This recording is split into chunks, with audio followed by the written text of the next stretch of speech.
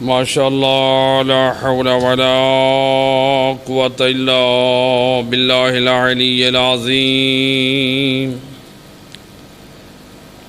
حسبنا الله نعم الوكيل نعم المولى ونعم النصير. وأعوذ بالله من الشيطان الرجيم. بسم الله الرحمن الرحيم.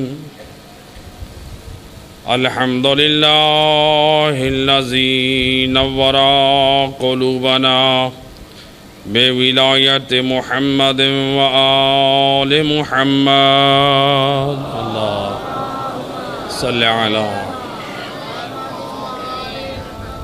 الصلاة والسلام على أشرف الأنبياء والمرسلين وخاتم النبيين أبي القاسم محمد صلى الله عليه وآله الطيبين الطاهرين المعصومين المظلومين المنتجبين الذين أذهب الله عنهم الرجس وطهرهم تطهيرا. الله صل على محمد. ولعنة الدائمة على أعدائهم أجمعين من يوم ظلمهم إلى يوم الدين. أما بعد، فقد قال الله تبارك وتعالى في كتابه المجيد وفرقانه الحميد وقوله الحق. بسم الله الرحمن الرحيم. وقال الرسول يا رب إن قومي اتخذوا هذا القرآن مهجورا. صلوات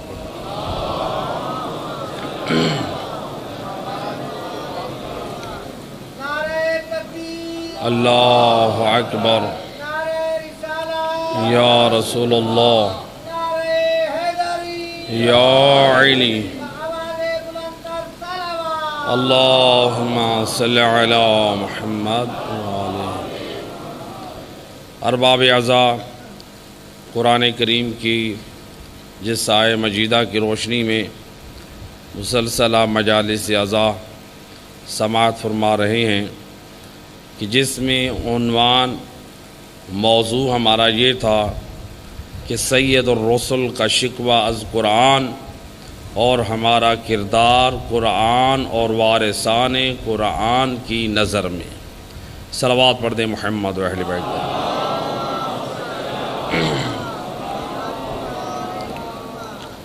تو قرآن یہ وہ کتاب ہے جو انسانی کردار کے لیے بہترین ہدایت کا عملی نمونہ ہے. کتاب کا لکھنے والا یا کتاب کی تائید کرنے والا نہ کوئی فقیہ ہے، نہ کوئی عالم ہے، نہ دنیا کا کوئی زاہد ہے، نہ عبادت گزار ہے.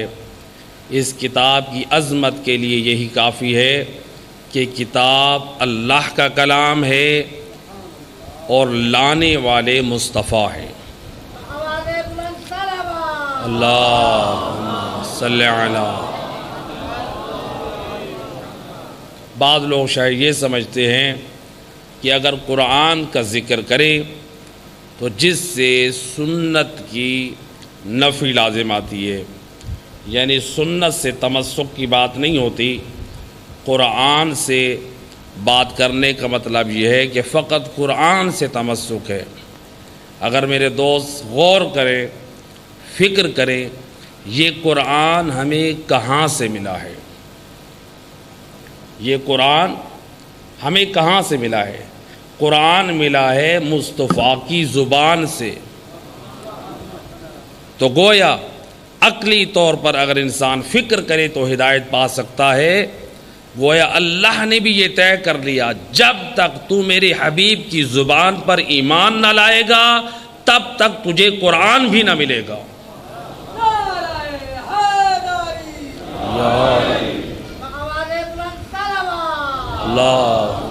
صلی علی محمد۔ ایک سوال بھی اٹھایا گیا تھا، اگرچہ ہمارا ارادہ یہ تھا کہ آج یا کل کی تقریر میں اس نقطے کی طرف اشارہ کیا جائے، جیسا کہ کل کے سوال میں جواب دے دیا گیا ہے۔ ہمارا موضوع جو قرار پایا ہے کہ سید الرسل بارگاہ الہی میں قرآن کا شکوہ کیوں کریں گے، اہل بیت کا شکوہ کیوں نہیں کریں گے، تو قرآن کے شکوے کا ذکر کیوں ہے؟ سید الرسل نے کتاب خدا کا اس لیے کہا ہے چونکہ اس کی نسبت خدا کی طرف دیتے ہوئے یہ بلند مرتبہ ہے۔ اس لیے سید الرسل فرماتے ہیں قرآن کو تمام کلاموں پر ایسے فضیلت ہے جیسے اللہ کو تمام مخلوقات پر فضیلت ہے۔ نعرہ تکبیر، اللہ اکبر۔ نعرہ رسالت، نعرہ حیدری، یا علی آواز بلند صلوات۔ اللہم صلی علی۔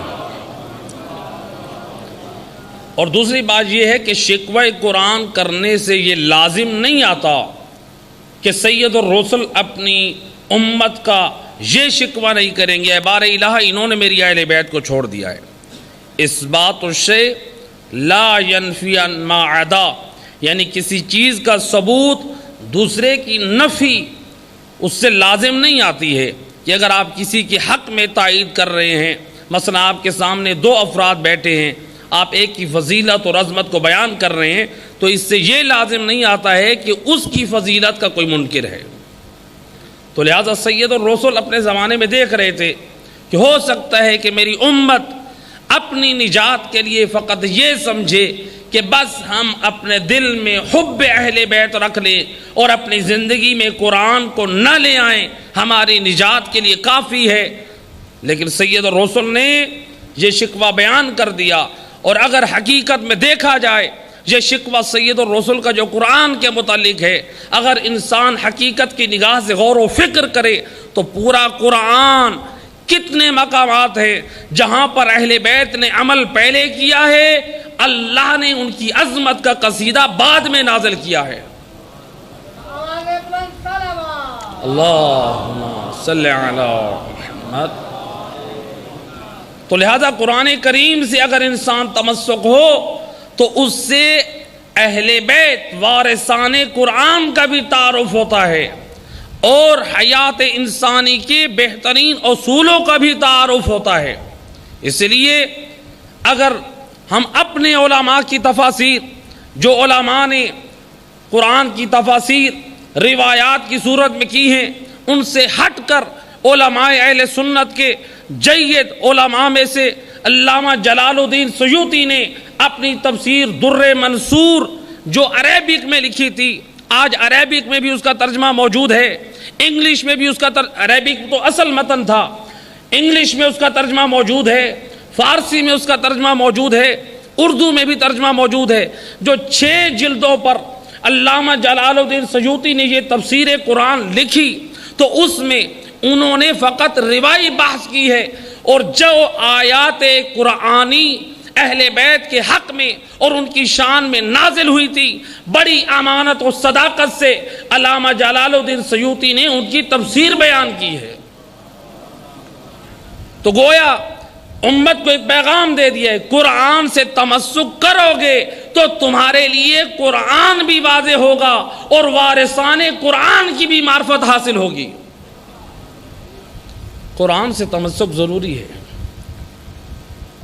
ورنہ ہمارے علماء ملا ہاشم بحرینی نے جو قرآن کی آیات نقل کی ہیں، جو کتاب تعریف کی ہے، فقط 1000 آیات قرآنی کہ جن آیات پر علی ابن ابی طالب نے عمل کیا، جو علی ابن ابی طالب کی حق میں تائید کرتی نظر آئیں، 1000 آیات قرآنی جو علی ابن ابی طالب کے حق میں نازل ہوئی ہے۔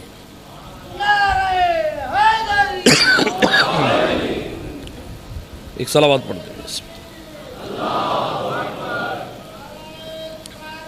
یا رسول اللہ تو لہٰذا قرآن سے تمسک ضروری ہے. جب تک قرآن فہمی نہیں ہوگی، قرآن سے تمسک نہیں ہوگا، دین الہی کو نہیں سمجھ سکتے.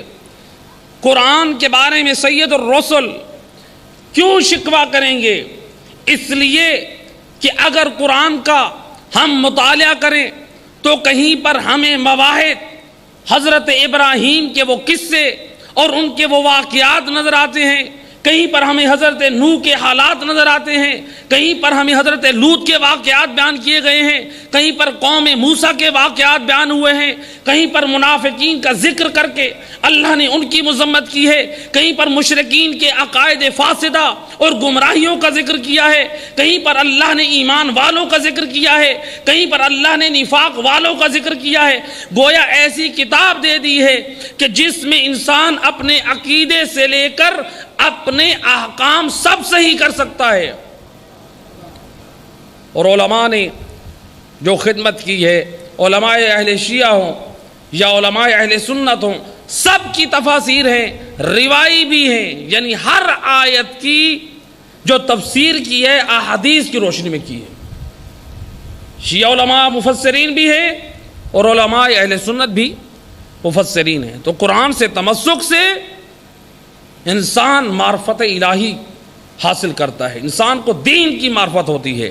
تو اس سے کوئی لازم نہیں آتا ہے کہ قرآن سے تمسک سے انسان وارثان قرآن سے دور ہو جاتا ہے، نہیں، بلکہ قرآن کے قریب ہونے سے انسان اور وارثان قرآن کے قریب ہوتا ہے، جاننے کی کوشش کرتا ہے ان آیات کو، اس قرآن کو میں اگر نہیں سمجھ رہا تو پھر وارثان قرآن نے کس انداز سے سمجھایا ہے. پانچویں لال ولایت امام محمد باقر علیہ الصلوۃ والسلام، اللہم صلی علی محمد. امام فرماتے ہیں اگر پورا قرآن ختم ہو جائے اور لفظ کل باقی رہ جائے تو میں لفظ کل کی تفسیر میں اللہ کی معرفت کے خزانوں سے لے کر احکام شریعت محمدی تک کے تمام مسائل کو لفظ کل کی تفسیر میں بیان کر دوں. یہ وارثان قرآن ہے. وارثان قرآن سمجھائیں گے قرآن کے معانی کیا ہے، قرآن کے اوپر زندگی گزارنے کے اصول اور طریقے کیا ہے. صلوات پڑھ دیجئے محمد و اہل بیت.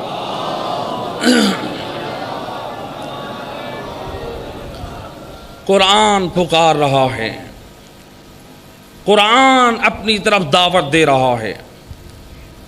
سورہ انعام میں آواز قدرت آئی، وَلَقَدْ جِئْتُمُونَا فُرَادًا، تم آج پھر ہمارے پاس تنہا آ گئے. مَا خَلَقْنَاكُمْ اول مرہ، ہم نے جس طرح پہلے تمہیں تنہا پیدا کیا تھا تم اسی طرح سے خالی ہاتھ ہماری بارگاہ میں آ گئے. اللہ تعالیٰ انسان کو جھنجھوڑ رہا ہے، دعوت فکر دے رہا ہے. اے انسان، تو جب میری طرف آئے تو خالی ہاتھ نہ آ. جس طرح میں نے تجھے پیدا کیا تھا تو اس دنیا میں خالی ہاتھ آیا تھا. جب میری بارگاہ میں آئے خالی ہاتھ نہ لے آ، بلکہ ایمان صالح ہو اور عمل صالح کی دولت ساتھ لے کر آؤ.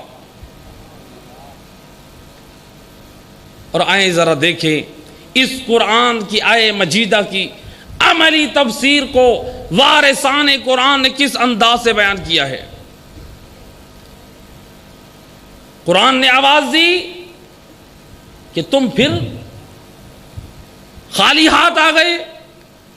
آئیں وارثان قرآن نے کیسے سمجھایا. ملتا ہے امام زین العابدین علیہ الصلوۃ والسلام، اللہم صلی علی محمد. امام بارگاہ الہی میں اتنا سجدہ ریز ہوتے تھے. سید الساجدین جو امام کا لقب ٹھہرا، زین العابدین، امام کا لقب زین العابدین. بعض یہاں پر یہ سوال اٹھاتے ہیں کہ جو امام کا لقب ہے زین العابدین تو یہ مقام تو علی ابن ابی طالب کو حاصل نہیں ہے. نہ میرے دوست کوئی اس غلط فہمی میں نہ رہے، امام زین العابدین ہے تو علی ابن ابی طالب کا لقب ہے سید العابدین. یعنی علی ابن ابی طالب زین العابدین کے بھی سردار ہیں. نعرہ حیدری.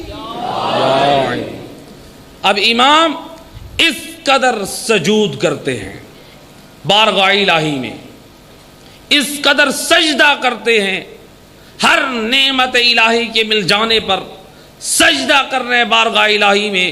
ذرا ہم اپنی زندگی کو دیکھیں، اگر ہمیں کوئی نعمت مل جائے نہ جانے ہم کس طرح شریعت کے میدان کو چھوڑ کر حرام کی طرف چلے جاتے ہیں. یہ اپنی خوشی کا اظہار کر رہے ہیں، گویا قرآن کا بھی مذاق اڑا رہے ہیں، اللہ کے دین کو بھی پامال کر رہے ہیں. ہم سمجھتے ہیں کہ خوشی کا اظہار معصیت کے ساتھ ہونا چاہیے، لیکن وارثان قرآن نے سمجھایا خبردار، جب بھی کوئی نعمت الہی ملے، جب بھی کوئی برائی تم سے دور ہو تو اللہ کی بارگاہ میں جھک کے سجدہ کر کے بتاؤ کہ اہل بیت کے چاہنے والے ہیں.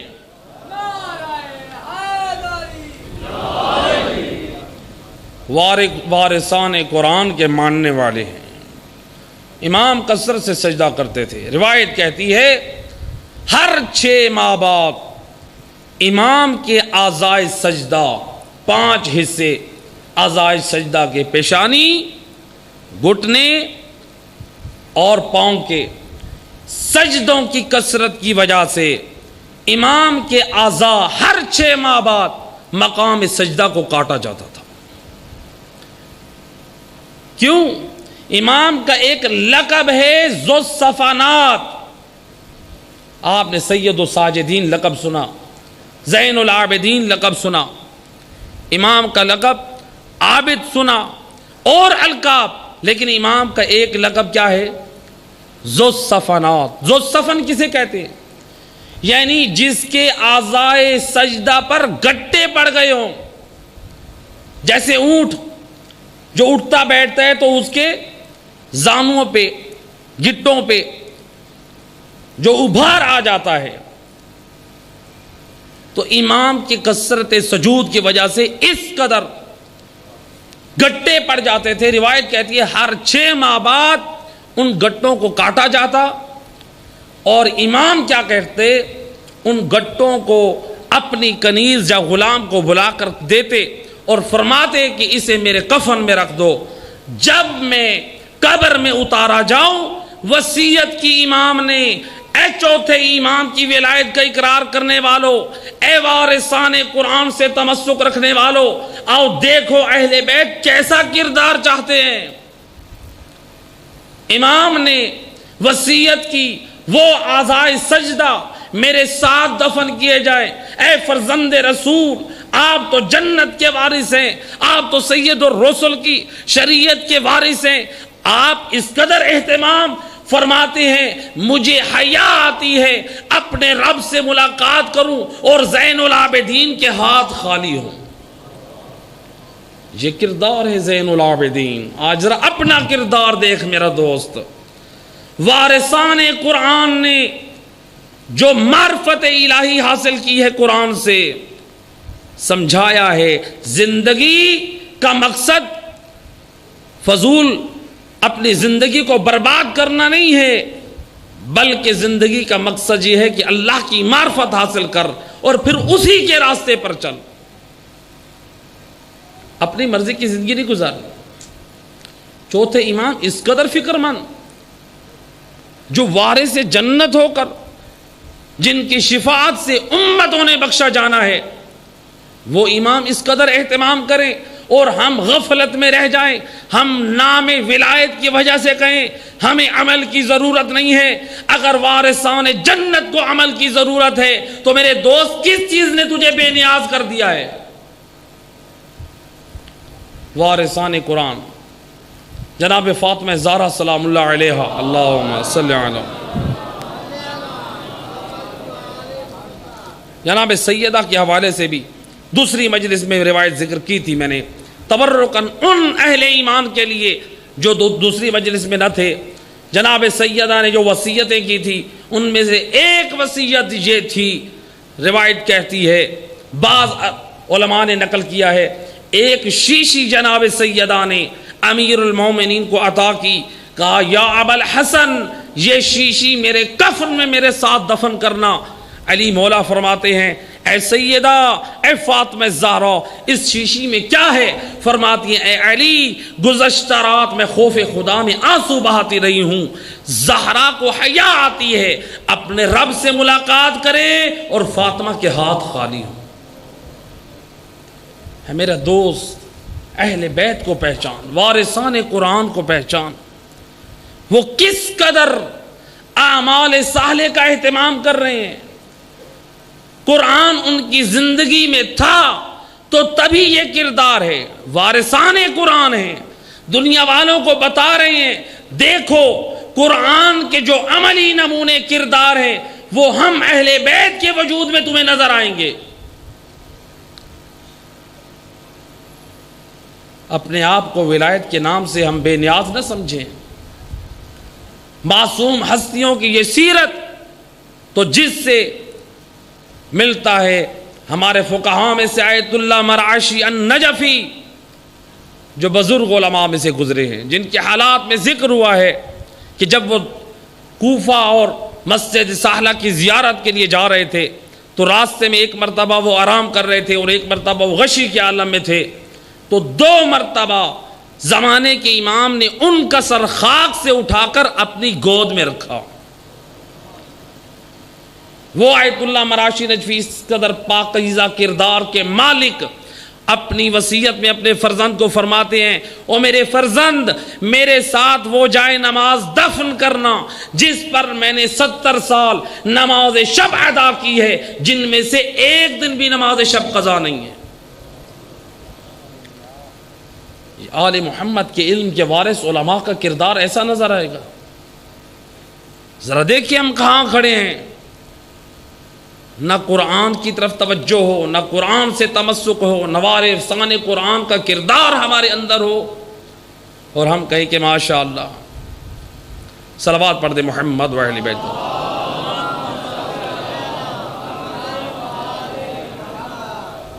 عبادت کا جو انداز دیا ہے، قرآن نے عبادت کی طرف دعوت دی ہے اور اہل بیت نے اس عبادت کو انجام دے کر دنیا والوں کو بتا دیا آؤ عبادت کرنی ہے تو ایسے کرو۔ ایسا مثالی کردار پیش کر دیا اہل بیت نے۔ ملتا ہے تاریخ میں، شیخ عباس قمی نے بھی اس روایت کو نقل کیا ہے، جب رات کی تاریکی میں میرا چوتھا امام عبادت الہی کے لیے کھڑے ہوتے تھے، روایت کہتی ہے اس قدر عبادت الہی کرتے تھے، اس قدر رکوع کرتے تھے، اس قدر سجود کرتے تھے، ایک حصہ تلاوت قرآن کے ساتھ تھا، ایک حصہ ذکر الہی کے ساتھ تھا، یا پھر نماز کے ساتھ خاص تھا۔ عبادت الہی کر کر کے سید الساجدین اتنا تھک جاتے کہ جب اپنے بستر پر کچھ لحظے کے لیے آرام کرنے کے لیے جانا چاہتے تھے، شیخ عباس قمی فرماتے ہیں امام مصلی عبادت سے چل کر جانے کی طاقت نہ تھی، بلکہ اپنے بستر پر مصلی سے ایسے جاتے تھے جیسے چھوٹا بچہ اپنے گھٹنوں اور ایڑیوں کے اوپر چل کے آگے جاتا ہے۔ اللہ اکبر۔ اب ذرا خود اندازہ کریں، اگر ہم 2 میل سفر کریں تو ہم تھک جاتے ہیں، 5 میل کوئی سفر کر لے تو میرا خیال ہے گھر پہنچے تو بچوں کو بھی سر پہ اٹھا لے گا اور پورے گھر کو سر پہ اٹھا لے گا کہ میں آج بہت تھکا ہوا ہوں۔ لیکن سید الساجدین کی عبادت دیکھیے، دنیاوی کاموں میں اپنے آپ کو نہیں تھکایا، اللہ کی عبادت میں، ذکر الہی میں، قرآن کی تلاوت میں اس قدر اپنے آپ کو تھکا دیتے ہیں کہ مصلی سے بستر پر جانے کے لیے امام اپنی کوہنیوں کے اوپر، کوہنیوں کے بل اپنے بستر پر جاتے ہیں۔ یہ اہل بیت کا کردار کس کے لیے میرے دوست؟ یہ اہل بیت کی یہ سیرت یہ کس کے لیے ہے؟ جب کسی نے امام معصوم سے کہا اے فرزند رسول آپ تو وارث جنت ہیں، آپ تو اہل بیت اطہار ہیں، اللہ نے تو جنت آپ کے لیے مقدر میں رکھی ہوئی ہے، پھر آپ اس قدر زحمت کر رہے ہیں، تو امام نے فرمایا یہی اعتراض سید الرسل کی بارگاہ میں کیا گیا تھا کہ یا رسول اللہ آپ تو اتنی عظمت و کمال کے مالک ہیں، آپ اتنی زحمت کیوں کر رہے ہیں عبادت کے لیے؟ تو امام فرماتے ہیں رسول اللہ نے جواب دیا تھا کیا میں اپنے اللہ کا شکر گزار بندہ نہ بنوں؟ عبادت کا مطلب یہ نہیں ہے ہادیان برحق ائمہ ہدا کبھی جنت کی لالچ اور جہنم کے خوف سے انجام نہیں دیتے، بلکہ اللہ کو اس اہل سمجھتے ہیں، وہ اللہ کا شکر سمجھتے ہوئے عبادت الہی کرتے ہیں۔ اہل بیت بتا رہے ہیں کہ اللہ کی نعمتوں پر شکر کرنے کا مطلب یہ ہے کہ عبادت الہی سجدے کیے جائیں، اور ہم اللہ کی نعمتوں پر معصیت کرتے ہیں، مختلف پارٹیز کا اہتمام کرتے ہیں، کسی میں گانا موسیقی ہے، کبھی کوئی شراب نوشی کی پارٹی ہے، کبھی کوئی حرام چیزوں کی پارٹی ہے۔ یہ کس کو راضی کر رہے ہیں؟ شیطان کو راضی کر رہے ہیں، اللہ کو راضی نہیں کر رہے۔ روایت میں ملتا ہے کہ سید الرسل اس قدر عظیم کردار مالک کا نبی تھا، اللہ اکبر۔ روایت کے جملے ہیں سید الرسل جب صبح کو نیند سے بیدار ہوتے رسول اللہ سب سے پہلے بارگاہ الہی میں سجدہ کرتے، اے اللہ تیرا شکر ہے کہ مصطفیٰ کو تو نے زندگی کا دوبارہ موقع دے دیا۔ آواز بلند صلوات۔ اللہم صلی اللہ۔ لیکن آج ہم کہیں ہمیں نماز کی ضرورت نہیں ہے، ہمیں عبادت کی ضرورت نہیں ہے۔ بعض لوگوں نے جب ان سے بات ہوئی تو وہ خود کہنے لگے نماز تو امام حسین نے پڑھ لی تھی، ہمیں نماز کی کیا ضرورت ہے؟ میرے دوست اگر امام حسین نے نماز پڑھ لی تھی ہمیں ضرورت نہیں ہے۔ ذرا فکر تو کر، ذرا غور تو کر، یہ نظریہ عیسائیوں کا نظریہ ہے، یہ اسلامی نظریہ نہیں ہے۔ عیسائیوں میں یہ نظریہ موجود ہے کہ حضرت عیسیٰ نے جو زحمتیں کرنی تھی، جو عبادتیں کرنی تھی، جو ریاضتیں کرنی تھی، وہ نبی عیسیٰ کر گئے ہیں، وہ ہمارے گناہوں کا کفارہ ادا کر گئے ہیں اپنی جان دے کر۔ اگر ہم نے بھی یہی مقصد سمجھ لیا شہادت حسین ابن علی کا، اس کا مطلب ہے تو دین کو ہم نے سمجھا نہیں ہے، ہم نے پھر مقصد حسین کو سمجھا نہیں ہے۔ ہم بھی یہی فقط نماز نہ پڑھنے کا بہانہ بنا رہے ہیں اور اتنی بڑی تہمت باندھی ہم نے وارثان قرآن پر۔ نماز اس قدر اہم ہے، نماز کو ہلکا اور معمولی نہ سمجھ۔ پھر کبھی ایسا ہوتا ہے متاسفانہ معذرت کے ساتھ پھر اسی منبر سے یہ پیش کرنے والے پیش کرتے ہیں بھئی نماز اصحاب کہف کے کتے نے کون سی نماز پڑھی تھی جب وہ جنت میں جائے گا؟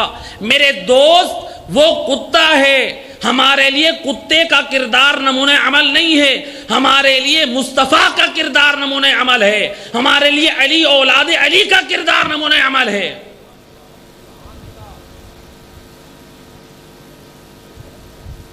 کتوں کی اتباع کرنی ہے، کہنا کہ کتے۔ اللہ نے نماز کتوں پہ فرض نہیں کی ہے، اللہ نے نماز انسانوں پہ فرض کی ہے۔ ہم یہ کہیں کہ کتے بغیر نماز کے جنت میں چلے جائیں گے؟ کیا تجھے خالق نے یہ کہا ہے قرآن میں کہ تو کتے کی اتباع کر؟ اللہ تو قرآن میں اپنے حبیب کی اتباع کا تجھے حکم دے رہا ہے، اللہ تو قرآن میں تجھے قرآن کی اتباع پیروی کا حکم دے رہا ہے، اللہ تو قرآن میں تجھے وارثان قرآن کی اتباع کا حکم دے رہا ہے۔ فقط نماز نہ پڑھنے کے بہانے سے نماز نہ پڑھنی پڑے اور اپنے جواز کے لیے الٹی سیدھی دلیلیں لاتے ہیں۔ فلاں نے کون سی نمازیں پڑھی تھی، فلاں نے کیسی نمازیں پڑھی تھی؟ ذرا تحقیق کر، ذرا غور کر، فکر کر، تب تجھے ہدایت ملے گی۔ اگر ہم الٹی سیدھی دلیلوں میں اڑے رہیں گے، قرآن سے دور رہیں گے، علماء سے دور رہیں گے، وارثان قرآن سے دور رہیں گے، تو اس کا نتیجہ یہی ہے پھر نماز کے نزدیک نہیں جائیں گے بلکہ نماز کا مذاق اڑائیں گے۔ آج ہر گھر میں پریشانی ہے، آج ہر گھر میں تکلیف ہے، آج ہر دوسرا افراد کہتا ہے، اکثر لوگوں کو یہی شکوہ ہے، ہمارے گھر میں فقر و فاقہ ہے، ہمارے گھر میں بیماریاں ہیں، ہمارے گھر میں مشاکل ہیں، ہمارے گھر میں مصیبتیں ہیں۔ کوئی ایسا عمل بتائیں کہ جس کی بدولت، جس کی برکت سے ہمارے گھر میں رحمتیں نازل ہوں، ہمارے گھر میں برکتیں نازل ہوں۔ جب ہماری زندگی میں قرآن نہیں ہے، ہمارے زندگی میں نماز نہیں ہے، تو پھر کیسے برکت الہی آئے؟ پھر کیسے رحمت الہی ہے؟ شیطانی کاموں کو تو جگہ دے رکھی ہے، رحمانی کام ایک انجام نہیں دیتے۔ یہی شکایت لے کر آیا ایک شخص سید الرسل کی خدمت میں، اللہم صلی علی محمد، یا رسول اللہ، 1 سال کی گندم جمع کرتا ہوں، 6 ماہ بھی مشکل سے پوری ہوتی ہے، گھر میں فاقے ہیں، ہر وقت لڑائی جھگڑا ہے، گھر میں بیماریاں ہیں، گھر میں سکون نہیں ہے، بے برکتی ہے، یا رسول اللہ کوئی عمل تجویز فرمائیے۔ سید الرسل نے کوئی عمل یا ذکر تعلیم نہیں فرمایا، بلکہ فرماتے ہیں، اے بتا تو نماز پڑھتا ہے؟ تو گویا سید الرسل نے بتا دیا، اپنے عمل سے سمجھا دیا، اگر تیری زندگی میں نماز نہیں ہے، عبادت تیری زندگی میں نہیں ہے، تو ذکر اور دعا پڑھنے کا فائدہ نہیں ہے۔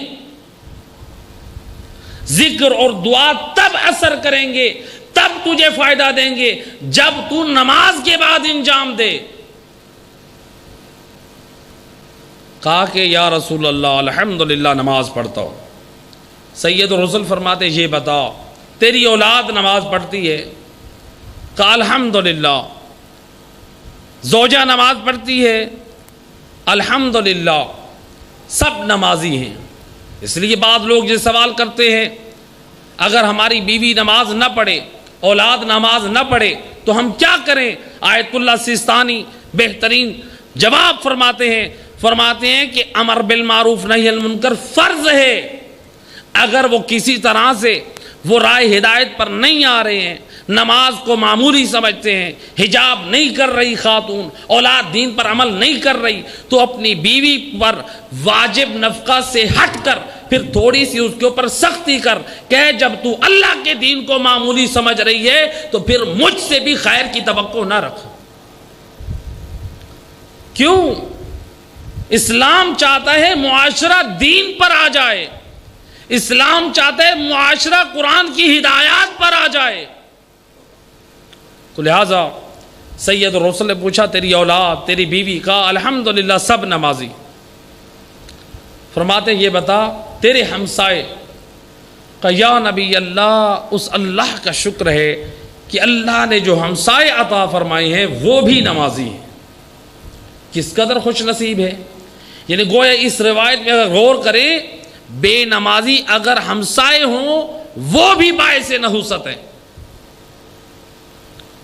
اب روایت کے جملے ہیں، سید الرسل نے جب سنا یہ بھی نمازی، اس کی اولاد بھی نمازی، اس کی زوجہ بھی نمازی، اس کے ہمسائے بھی نمازی، لیکن اس کے گھر میں نحوست ہے، برکت نہیں ہے، بیماریاں ہیں، تنگ دستی ہے، روایت کے جملے ہیں، سید الرسل اپنا ہاتھ پیشانی پہ رکھ کے سر کو جھکائے پریشان بیٹھے ہیں۔ یہ اسی اثناء میں جبرائیل امین نازل ہوتے ہیں، کہتے السلام علیکہ یا رسول اللہ، اے رسول خدا۔ درود و سلام کے بعد خلاق دو عالم فرماتا ہے پریشان نہ ہو، اس کے گھر کی چھت پر بے نمازی کا ایک دانت پڑا ہے۔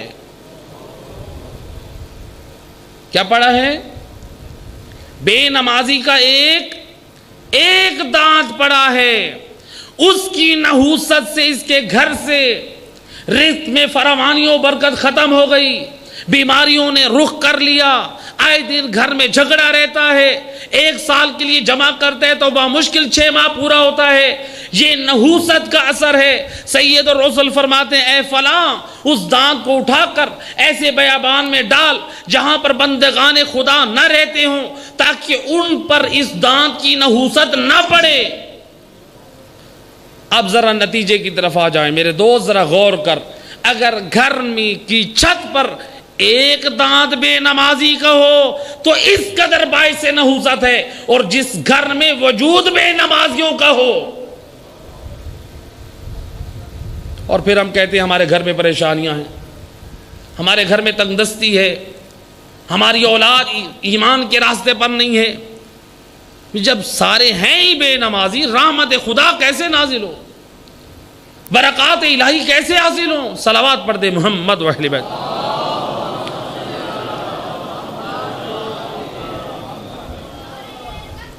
اللہ اکبر۔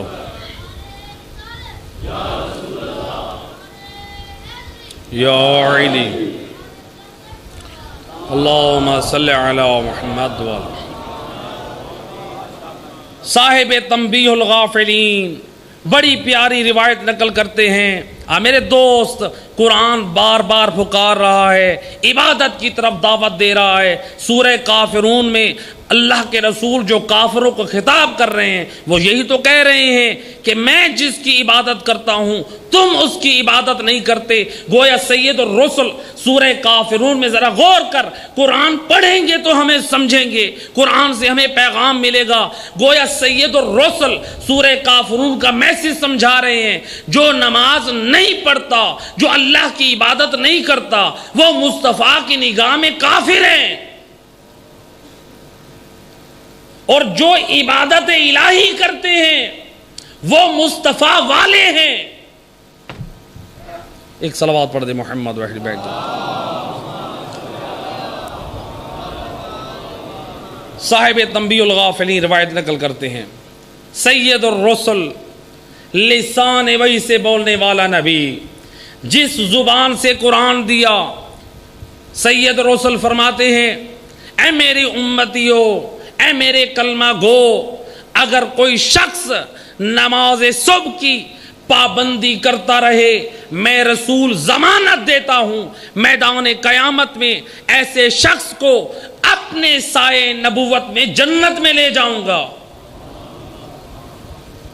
اور پھر فرماتے ہیں اگر کوئی شخص نماز ظہر کو پابندی سے ادا کرتا رہے، میں نبی ضمانت دیتا ہوں میرا بھائی علی ابن ابی طالب اپنے سائے ولایت میں اپنے ساتھ جنت میں لے کر جائیں گے۔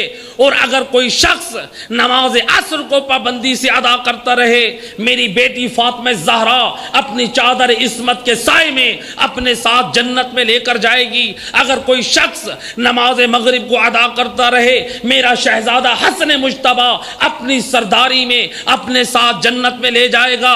اگر کوئی شخص نماز عشاء کو پابندی سے پڑھتا رہے، میرا فرزند حسین مظلوم کربلا اپنی سرداری میں اپنے ساتھ جنت میں لے جائے گا۔ تو گویا پنجتن پاک 5 وقت کے نمازیوں کو جنت میں لے جائیں گے۔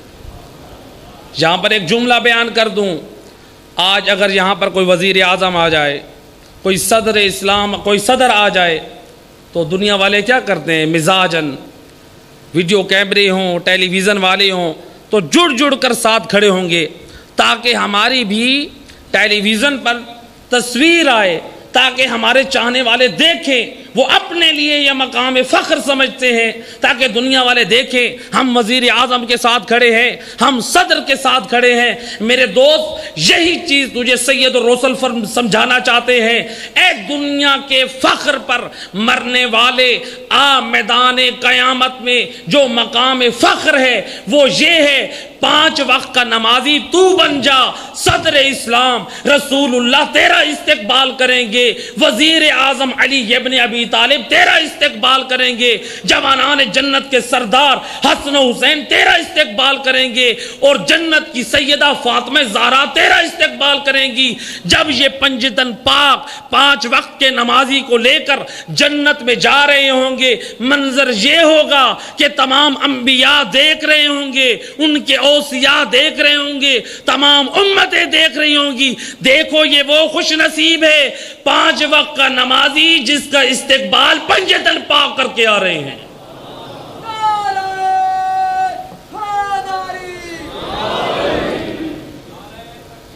اللہ اکبر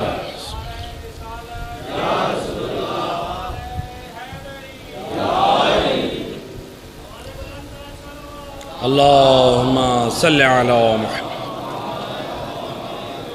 بس شرط یہ ہے کہ 5 وقت کا نمازی بن، تاکہ یہ شرف ملے۔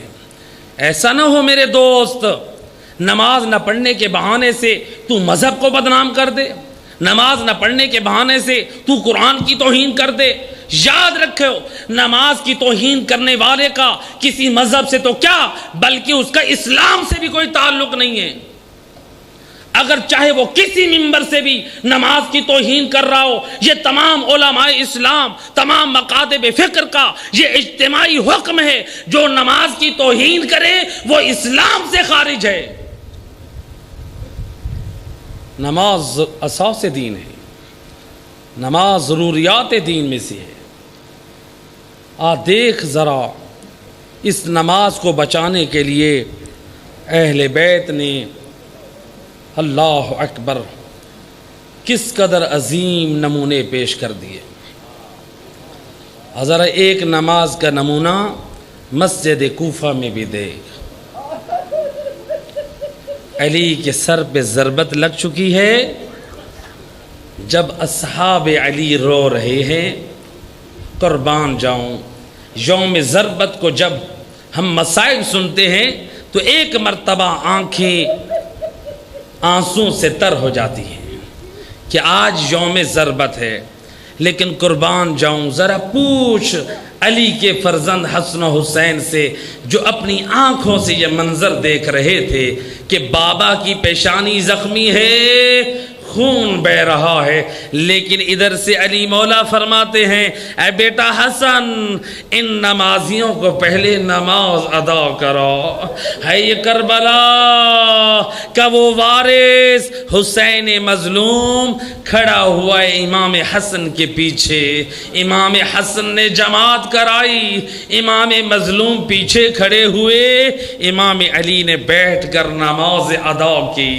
ہے ہمیں کوفہ میں یہ عزاداری کا یہ عملی ثبوت ملتا ہے۔ اہل بیت نے سمجھایا، آؤ دیکھو امام حسن سمجھا رہے ہیں، آؤ میں بابا کا عزادار ہوں، میرے بابا کو ضربت لگ چکی ہے، لیکن بابا کا ماتم مجھے نماز سے نہیں روک رہا۔ اجرکم علی العزادارو، بس یہی درس تھا علی کا، اولاد علی کا۔ آ گیا میدان کربلا، بس جب ہر طرف سے تلوار چل رہی ہے، ابو ثمامہ سیداوی کہتے ہیں اے یا ابا عبداللہ، نماز کا وقت ہو گیا ہے، میں دیکھ رہا ہوں کہ دشمن قریب ہو رہا ہے، مولا میری تمنا ہے میں اپنے رب سے جب ملاقات کروں چاہتا ہوں کہ آخری نماز پڑھ کر ملاقات کروں۔